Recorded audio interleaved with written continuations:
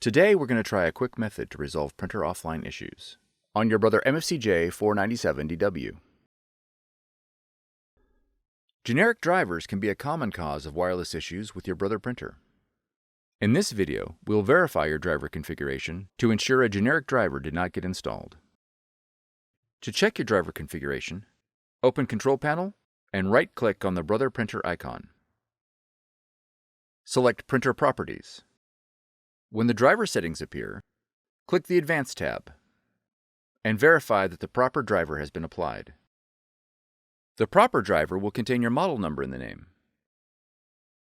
If your Brother machine is configured with a different driver, select the Brother driver from the drop-down menu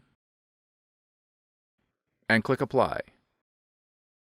If the Brother driver for your model is not listed, you'll need to reinstall the Brother software, which you can download from brother-usa.com.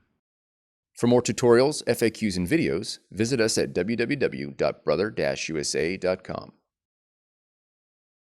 If you found this video helpful, be sure to subscribe. Thank you for choosing Brother.